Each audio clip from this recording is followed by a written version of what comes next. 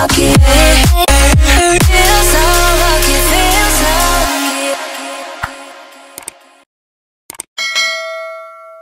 Hi mga beshi! Welcome back again dito sa aking YouTube channel. Kung bago pa lang kayo dito, my name is Jen Studio. At syempre, kung di pa kayo nakapag-subscribe, don't forget to subscribe at i-click mo na notification bell for every nag-upload ko ng mga new video, i-notify kayong lahat. And for today's video mga beshi ko, meron natin i-review na product. So eto nga yung product ni Sir D. Villanueva. So medyo late na talaga akong mag-review ng product na to. So alam kong late na talaga ako kasi last year super trending nito. And last year ko pa rin na-try itong product na to mga beshi ko. So ayan, meron tayong natirang isang peraso, di ba? Last year kasi is nagbebenta talaga ako ng mga product ni Sir Dave sa online shop. So ayan, pumasok akong distributor. And I think nakailang sachet din ako or nakailang pouch din ako ng kanilang sunscreen. Nakalima or 4 ata ako na paggamit. Kaya masasabi ko talaga sa inyo kung ano ba yung effect na ibinibigay nito sa ating skin. So, ayun na mga beshi ko, start tayo sa kanyang packaging. So, ayan mga beshi ko.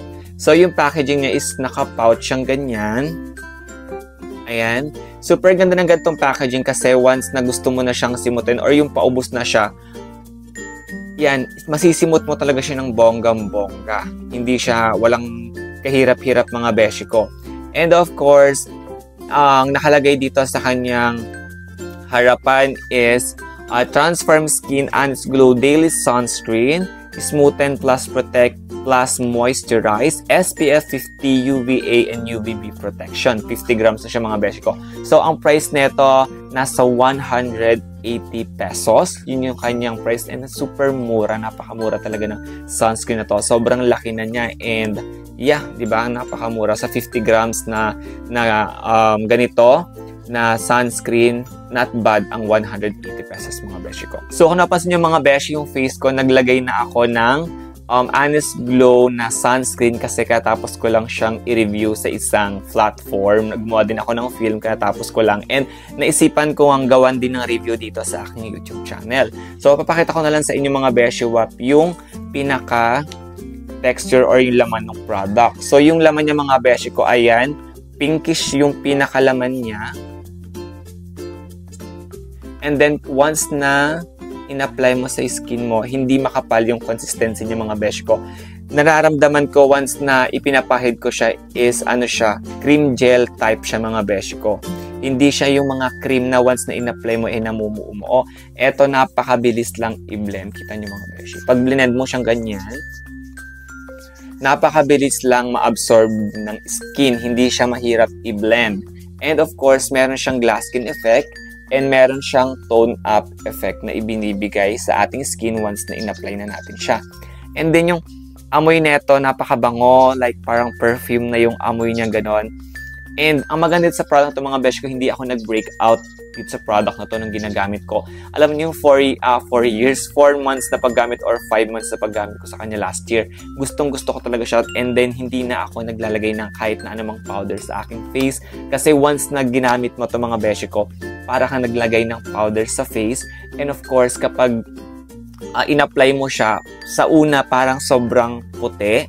And then after that mga beshi ko, ng mga ilang minuto lang, once na na-absorb ng skin mo at nag-set na siya, ayan, wala na siyang lagkit and para ka na nag-powder mga mima ko. So, papakita ko sa inyo mga beshi ko yung face ko, ilalapit ko yan sa ating screen para makita nyo yung effect ng Honest Glow Sunscreen. So, eto yung face ko mga beshi ko, wala pong filter yan. Kaya kita nyo lahat ng mga imperfection or yung mga problema ko sa aking skin. Ayan, andyan lahat ng mga acne scars, pimple marks, peklat, ayan yung red spot ko sa face.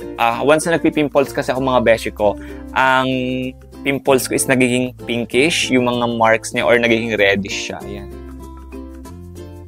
Ito yung effect ng Honest Glow Sunscreen. Maganda siya sa face mga beshi ko. Ayan, kahit na hindi ka na maglagay ng powder. And naglagay din ako sa leeg, kaya kita nyo dito mga beshi ko. So hindi siya medyo pantay kasi hanggang dito lang yung nilagyan ko. Tone up effect, hindi siya yung magmumukha kang espasol na parang grabe yung white cast Walang ganun mga besh ko. Wala siyang buo-buo. Sa lang mga besh ko, yun yung masabi ko sa product ng Honest Glow Daily Sunscreen. Super quick review lang tayo. At kung may mga suggestion pa kayo, i-try nyo i-comment dyan sa baba at subukan natin i-review. Sa lang mga besh ko, thank you so much for watching. And see you on my next video. Bye!